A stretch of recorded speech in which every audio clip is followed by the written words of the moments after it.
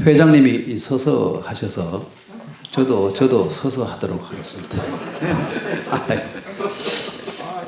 제가 제 스스로가 생각해봐도 제가 좀 저질이에요.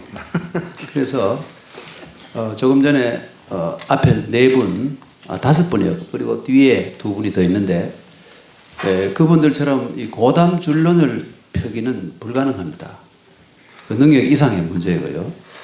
그래서 하는 수 없이 제가 좀 이제 고담이 못 되는 이 저담을 할 수밖에 없는데 이 제목을 보니까 퇴계 성담론이라고 있어요. 그러니까 이거 보는 분들은 분명히 이 성자는 그 인의 예지를 포함하는 인간의 본성에 관한 문제 아니겠느냐.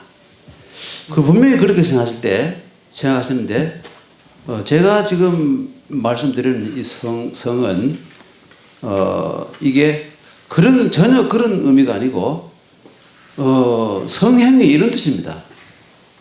그래서 이 담론이라는 건 뭐냐면 한마디의 말보다는 이 쭉 이어지는 말을 담론이라고 합니다. 그러니까 한 번만 딱 말한 거는 담론이 못 되는데 여러 곳에서 그런 어떤 주제에 관해서 얘기를 했으면 그건 담론이 되는데요.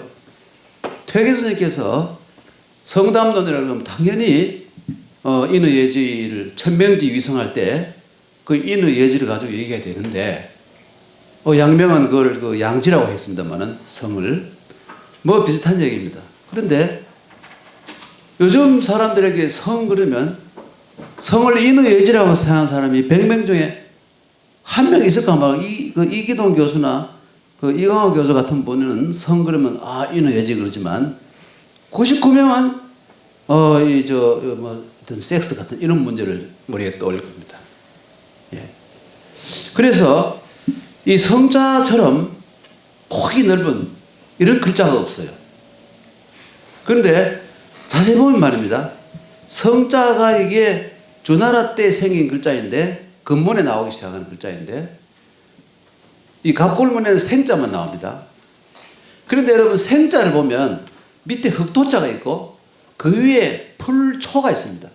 원래 정확히 말하면 풀철자인데 뭐 풀초라고도 합니다. 그게 결국은 뭐냐면 살아있는 것이죠. 그리고 이게 사람의 몸으로 치면 육체가 되는 것이고요. 그 옆에 마음심이 붙으면 정신입니다, 여러분. 그래서 이 성에 관해서 논어에서는 공문에서는 크게 얘기를 하지 않았는데 성상거냐 습상오냐 이 정도로 건놨는데 맹자에 와서 이제 굉장히 문제가 생기는데 맹자의 제자라고 하는 사람도 있고 맹자의 논적이라고 말하는 사람도 있는데 중국에서도 지금 두 설이 헷갈려요. 고불해, 고자. 고자가 이제 맹자와 이제 한판 붙는데요. 이름을 가지고 고자는 뭐라고 말하냐면 바로 성자의 오른편에 있는 이 생자의 관심 액센트를 쭉 찍고 이 식색성야. 그러니까 먹는 거하고 이 색 이 두 가지가 본성이다 이렇게 주장합니다.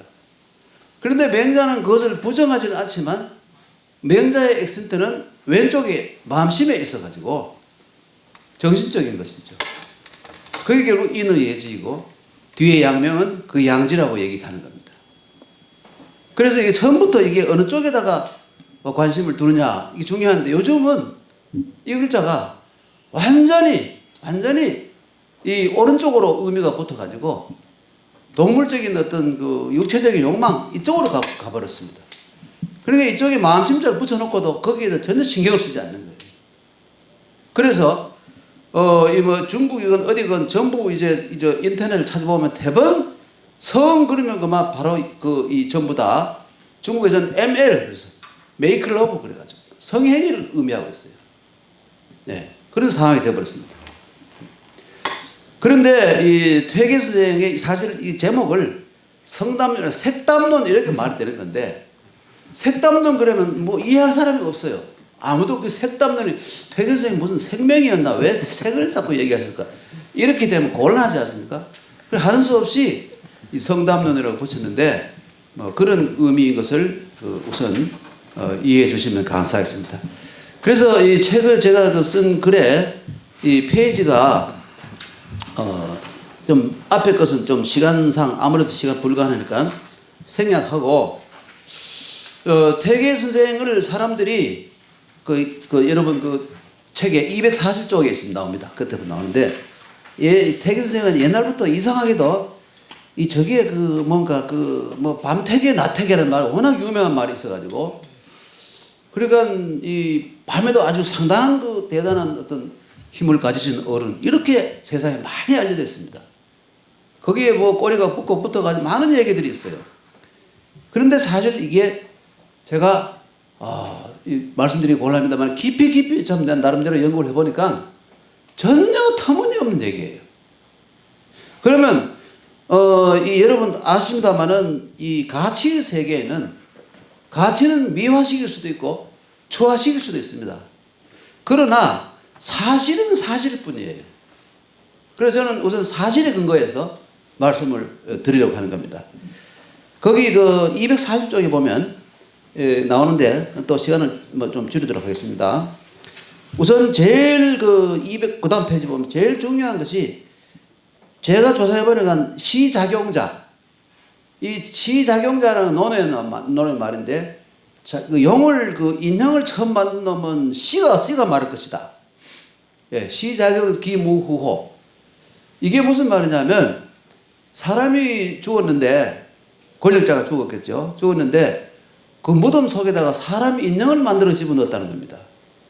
그러니까 뒤에 사람들이 뭐 인형을 넣기는 그 진짜 실물을 넣지 이렇게 해가지고 그다음부터는 사람을 순장을 하기 시작해서 한꺼번에 뭐 진목공 같은 사람은 144명을 무덤 속에 끌고 들어갔어요. 뭐 이런 식으로 해서 그게 명나라 중엽 명나라 영종 때까지 이게 내려옵니다. 수천 년 동안 이게 악습이 내려와서 수많은 사람이 죽었습니다. 그래서 이 퇴계에 대한 이런 성담론에 있어서의 그 시작용자도 누구냐면 바로 어우 유몽인입니다. 그런데 여러분 어우라는 게 무슨 말이냐면 이게 장자에 나오는 말인데요. 과장을 해서 잘난 척 하여서 세상 사람들을 헷갈리게 한다는 뜻입니다. 이게 바로 어우라는 뜻이에요. 예. 그 널러자에다가 우자 이건데 이게 그냥 우 이게 아니라 이게 장자에 나오는 말은 이게 뭐냐면 정확히 말하면 과장해서 잘난 척한 말입니다. 그러니까 이게 결국은 뒷날에 허구로 꾸미는 요즘 소설이라고 하면 이제 소설가들에게 혼나죠. 소설 쓴다 해서 혼나지 않습니까? 그래서 허구로 꾸민 이야기. 그래서 세상 사람들을 헷갈리게 한다. 그러니까 이 어휘하다면서 거기 요건 좀 읽어드려야 되겠습니다. 퇴계 선생이 남명 조식 선생과 한가로에 앉아 있었는데 퇴계가 우선 말했습니다. 술과 여색은 사람들이 좋아하는 것인데 술은 그래도 참기가 쉽지만 여색은 참기가 가장 어렵소. 소강절 소홍이죠. 송나라 때 그 북송 때 소강절 시에 여색은 사람들로 하여금 기욕에 빠지게 한다네 라고 했으니 이 또한 참기 어려움을 말한 것이겠죠. 그러면서 남명에게 그대는 여색에 있어서 어떠하신지요? 이렇게 물었더니 남명이 웃으면서 저는 여색에 있어서는 전장터의 폐장이라 하겠으니 묻지 않는 것이 좋겠소. 자기는 이 성적인 욕망을 한 번도 극복해보지 못했다는 거예요. 남명은. 이런 황당한 얘기를 썼는데도 남명을 연구하는 사람들 아무도 항의를 안 하는 거 보면 사람들이 다 훌륭한 사람들 같아요. 예.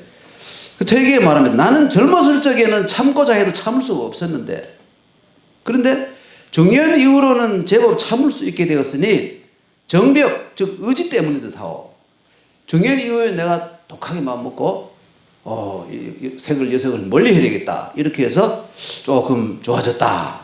이때 송익필이 그때 여러분 송구봉이죠. 송익필은 퇴계 선생보다 아마 나이가 한 30여 세 적은 다음 세대 사람입니다. 송익필이 또한 자리에 있었는데 그는 지체는 낮지만 글을 잘하였다. 송익필이 말하기를 보잘것없는 제가 일찍이 읊은 시가 하나 있는데 대인의 가르침을 받고 싶습니다 하고는 그 시를 외웠다. 옥술잔에 만난 술은 전혀 그림자 남기지 않는데 눈처럼 흰 뺨에 엷은 노을은 살며시 역시 흔적을 남기는구나. 그러니까 이 아름다운 여자의 눈처럼 흰 뺨에 엷은 노을 미소 진 그것은 흔적을 남긴다는 겁니다. 마음속에 새겨지면 영원히 잊어버리지 못할 그런 뜻이죠. 그림자가 없거나 흔적을 남기거나 모두 즐길만 하지만 즐거움을 경계할 줄 안다면 은혜, 사랑이죠. 사랑이란 남기지 마소서. 여자에 대한 지나친 애정은 가지지 마십시오. 이런 시를 그러니까 그 뜻이 깊고 절실해서 퇴계가 그거 참 좋은 시다. 좋다, 옳다. 태계가 또 읊으면서 좋다고 칭찬하니 남명이 웃으면서 이 시는 정희 전쟁터의 패장 자기죠. 성적인 문제에서 극기복례를 못했던 자기에게는 경계가 되겠군요. 이렇게 여러분 이거는 완전 허구입니다, 여러분. 퇴계와 남명이 한 번도 일생 동안 한 번도 만난 적이 없고 송익필이 구봉이 퇴계나 남명을 만났을 리도 없고 한 자리에 있을 수도 없는 상황. 이게 완전 허구예요.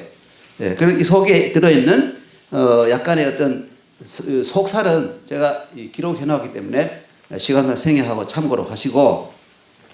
그 아까 그 나태계 밤태계 이 부분은 어떤 상황이냐면 이걸 약간 허구로 구성을 하면 어느 날 퇴계 선생님께서 도산서당에서 제자들을 가르치고 있었다. 한참 이기와 천리 인욕에 대해서 강론을 하고 있는 중인데 권씨 부인이 와서 슬그머니 물끄러미 바라보더니 에이 그 점장 기도해라. 어젯밤에는 억시기도 나대더니만 인자보이 영 딴 사람일세. 응? 이렇게 말하는 것이었습니다. 이 말을 들은 제자들은 고개를 숙인 채 터져나오는 웃음을 참아내느라고 헛기침이 터져나올 지경이었다. 이런 스토리가 많이 이게 나태계 밤태계의 이 상황입니다.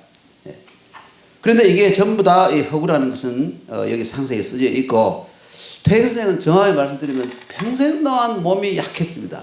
본인이 스스로 말씀하시기를 20살 때 주역을 잃고 그 뜻을 강구하느라 거의 먹고 자는 것을 잊어버렸습니다. 그래서 지나치게 공부를 열심히 하다가 이때부터 항상 파리하고 창백하죠. 파리하고 고단한 항상 피곤해요. 고단한 병이 있게 되었다. 뒤에 선생이 월천 조사격에게 준 편지에서 내가 어린 나이로 일찍이 망령되게도 뜻한 바 있었으나 주역을 통해서 세상 모든 이치를 깨닫겠다고 생각하신 거예요. 그 방법을 몰라서 단지 너무나 지나치게 고심만 했던 탓으로 파리하고 고단해지는 병을 얻었다라고 하셨습니다. 그러니까 이게 전혀 터무니없는 말이 아니라 본인이 쓰신 글인데 이 사실에 근거한다면 처음부터 이때부터 몸을 버려서 그리고 그 여러 남매 막내 아닙니까? 막내에서 여러 가지 영양이 상당히 부족해서 굉장히 약했던 건 틀림없는 것 같아요. 예. 여러분 집에 가보면 막내 아들이 되게 약합니다. 그런데 그 다음에 이제 이 어떤 상황이 생기느냐면 이 학봉 김성일은 19살의 나이에 이 퇴계 선생이 그때 퇴계 선생이 56살입니다. 그때 이제 제자가 되어서 그 10여 년 이상 지금 아주 가까운 거리에서 모시고 학문에 정진했던 학자입니다. 그래서 도맥 전술을 의미하는 백명을 써준 것도 이때입니다. 학봉의 총기가 전륜해서인지 아니면 스승에 대한 존왕심이 남달라서인지 학봉은 퇴계 은행록에 압도적인 많은 분량의 기록을 남깁니다. 그 퇴계의 이 성욕이 아니라 이제 세격이라고 바꿔버려요. 세격 억제에 관한 기록을 남긴 제자는 학봉 선생이 유일합니다. 어떤 기록을 남겼냐면 선생님이 말씀하시는 학봉이 기록해 놓은 겁니다. 평안도는 원래 번화한 곳이라 일컬어져 있는데 그 색향이라고 그러지 않습니까? 평양 기생. 그래서 그 때문에 선비들이 구렁텅이에 빠져드는 자가 전후로 잇따랐다. 거기 이 평양 기생한테 말에다가 제사를 가득 싣고 가서 다 떨어먹고 오는 이런 사람이 수록했다는 것이죠. 선생께서 일찍이 자문전마가 되어 벼슬 이름인데 생략하겠습니다. 일 때문에 의주에서 한 달간 머물렀습니다. 예, 평안도에 평양과 의주가 제일 중요한 안주도 있지만 더 중요하죠. 여색을 절대로 가까이 하지 않았다. 예. 평양을 지나올 적에 이때 감사는 누구냐면 상진이라고 해서 그 후손들이 지금 상문고등학교를 지금 세워놓고 있죠. 예. 상진인 평양 감사가 뒤에 그 정승까지 했는 사람입니다.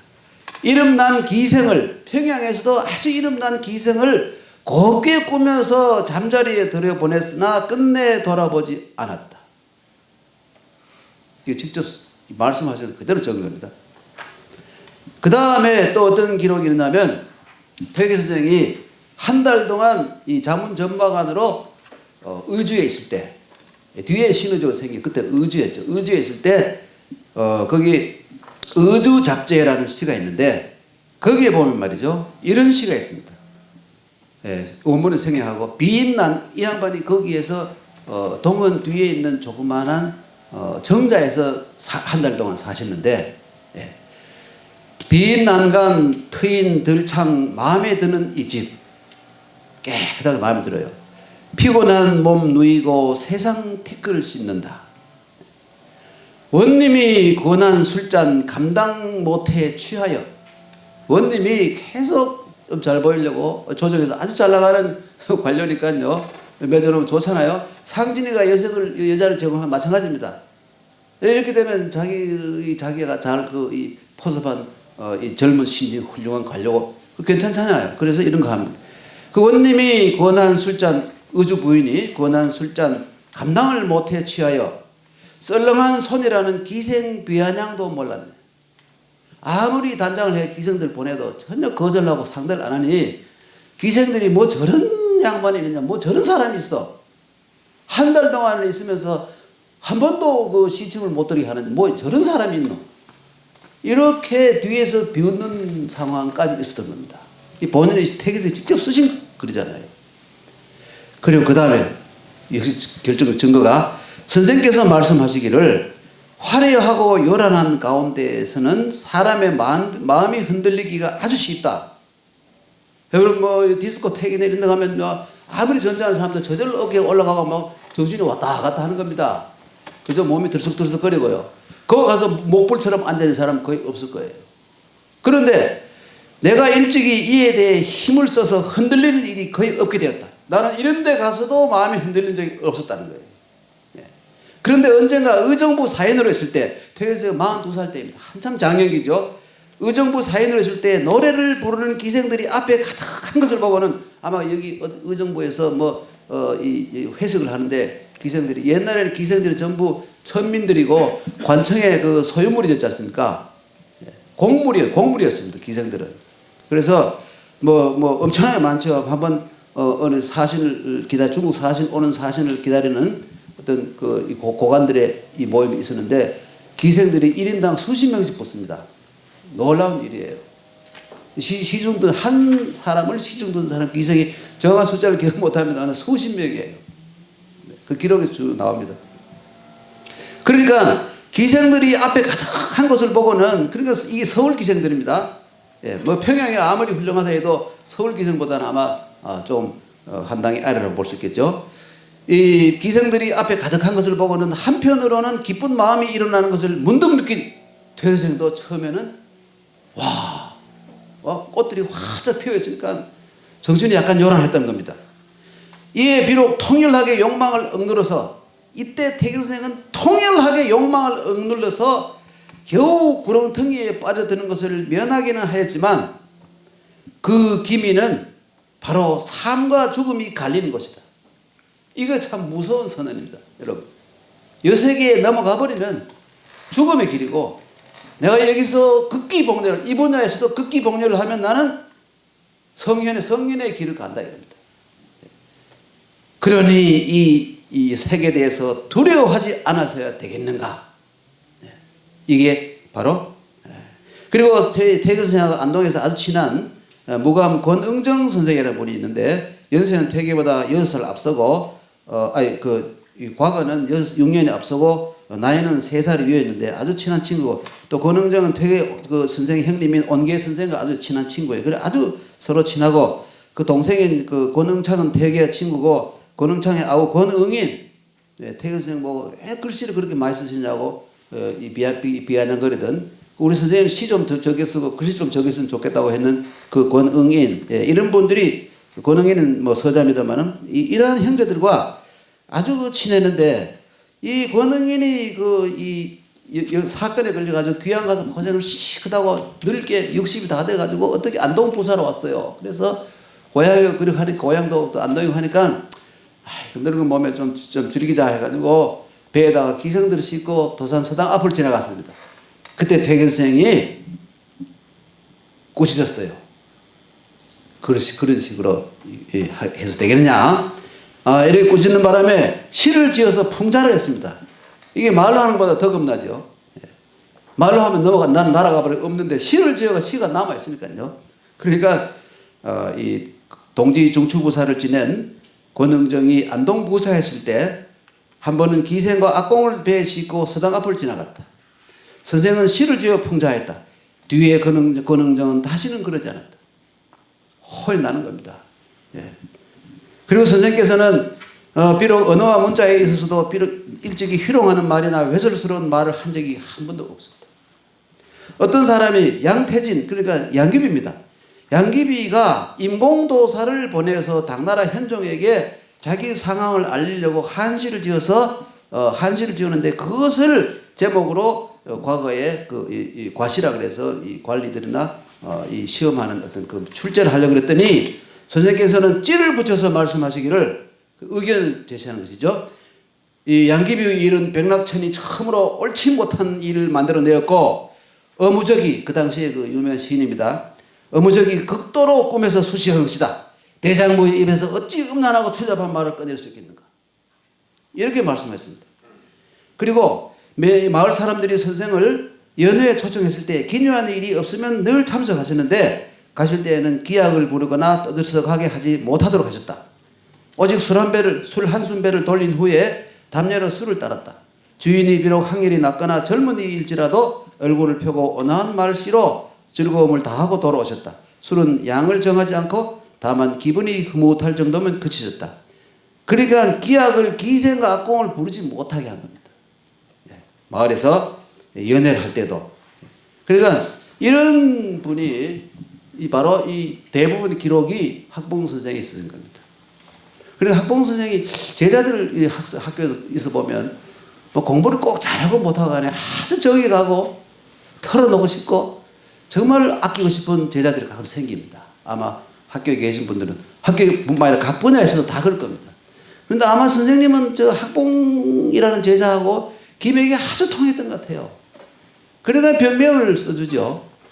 집안에 조카한테 하나 써주고 밖으로는 학봉한테 병명이 2개가 있잖아요. 그럼 그거 뭐냐면 자기의 이 적통이라는 뜻과 마찬가지입니다. 그러니까 못할 얘기가 없으니까 이 성담론, 색담론을 학봉에게만 얘기해. 아무한테 얘기하지 않았어요. 학봉이 이거 뒤에 이걸 기록해서 남긴 겁니다. 이런 면이 있었다는 거. 그러니까 퇴계 선생은 58세의 노년기에 얻은 19살의 제자 학봉 김성일에게 큰 기대를 걸었다. 학봉은 스승을 10년간을 지근 거리에서 모셨고 퇴계는 그에게 의미심장한 병명을 써주었다. 퇴계는 젊고 학구열이 남다른 제자에게 학문에 관한 대화뿐 아니라 사적인 얘기도 많이 들려준 것으로 보인다. 학봉이 스승으로부터 전문한 학문과 사생활을 관한 기록이 퇴계 은행록에 고스란히 남아있습니다. 그 가운데 특이한 것은 오직 학봉에게만 자신의 색담론을 들려주었다는 것입니다. 학봉의 생생한 기록을 보면 세상에 널리 퍼져서 전하고 있는 퇴계 호색설은 전혀 근거 없는 허위 낭설임을 확인할 수 있습니다. 퇴계는 일생 동안 병약한 몸으로 학문에 정진했으며 호색을 생사의 갈림길이라 여길 정도로 그 학자로서 이 가는 길, 이 성현을 쫓아가는 길로 가느냐 아니면 타락한 이 참 쓰레기 지식으로 가느냐 하는 그 갈림길을 바로 그 당시에는 뭐 기생을 가까이 하는 건 아무 문제가 안 되는 시절입니다. 왜 그러냐면 기생은 관가의 곡물이에요. 관물입니다. 아무도 문제 삼지 않아요. 그냥 관청에 있는 의자에 앉았다는 마찬가지로 보는 것. 그럴 정도였어요. 그러는데 이분은 아주 엄견한 자세를 일생토록 견지한 참으로 진정한 유자였다. 이번 회의의 주제는 현대인의 삶, 퇴계에게 묻다입니다. 그러니까 현대는 성풍기가 사실 굉장히 문란합니다. 그래서 우리나라에서는 사실 얼마 전부터 이 성범죄를 처벌하고 있죠. 성매매를 처벌하고 있습니다. 그런데 이 억지력은 법이 무서워서 이 성적 충동이나 이런 것을 억제하는 것이지. 그러다 보니까 오히려 이 흉악한 범죄가 더 많이 일어나고 있죠. 예. 마음 그리고 양심을 바탕으로 해야 자발적으로 억제하는 것이 아닌 거예요.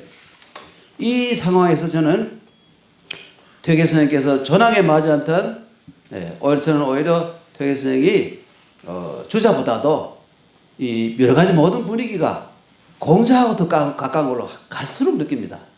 그래서 주자는 매우 까다로운 사람이었습니다. 여러분 자세히 알고 보면요. 가차없이 상대방이 자기의 의견에 따르면 가차없이 매몰차게 비판하고 아주 냉혹한 사람이었는데 퇴계 선생은 너무나 분위기가 달라요.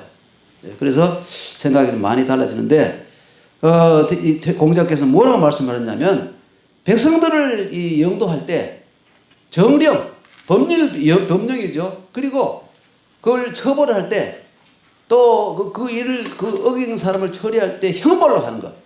이렇게 하게 되면 백성들이 형벌을 면하려고 굉장히 이 신경을 쓰고 빠져나가려고 하고 안 들키려고 죄를 지고 하는데 그러나 그 사람들은 형벌을 면하는 것은 좋은데 안 하는 좋은데 수치심이 없어야 된다. 수치. 그런데 그와 반대로 덕으로서 인도를 하고 또 인의 예질 때 예를 가지고 그 사람들에게 고르게 한다면 백성들이 수치도 알고 이런 일을 하면 안 되는구나. 수치도 알고 또 유치 자격이라 그래서 그건 양심의 가책을 느낀다. 자기 자신을 바로잡는다. 그러니까 이게 그 정령으로 다스리는 거하고 그러니까 이게 덕과 예로 다스리는 거하고 정형으로 다스리는 것과 덕과 예로 다스리는 거 엄청난 차이가 있는 것이죠. 그런데 이 퇴계 선생이 오늘날 우리 삶에서 이 성에 관한 퇴계 선생의 극기 복례는 우리 현대인에게 유치 자격을 다시 일깨워주는 그런 이 솔선수범을 하신 걸로 보입니다.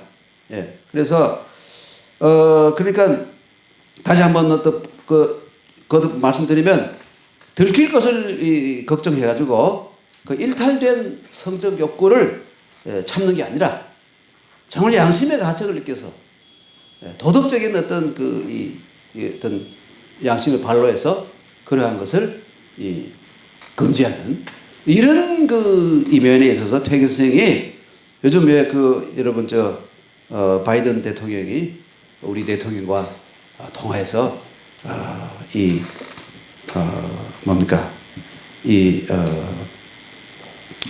린치핀이라는 말을 썼지 않습니까?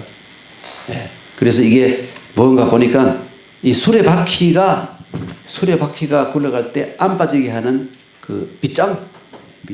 그걸 뽑아버리면 수레바퀴가 탈락해서 사람 다 죽어요. 굉장히 중요한 관건이라고 했었죠. 그런데 요즘으로 치면 자동차에 휠 고정하는 볼트죠. 이거 없으면 달리면 5m도 못 가서 바퀴 다 빠져버리고 뒤집어져 버립니다. 그러니까 참 중요한 건데 선생의 이 솔선수범이 이 시대에 흐트러지기 쉬운 많은 사람들의 린치핀이 돼서 그 역할을 하면 바로 여기 현대인의 삶, 퇴계에 묻는다는 그것이 정말 깊은 의의가 있는 것이 아닐까 이렇게 생각됩니다. 감사합니다. 시간이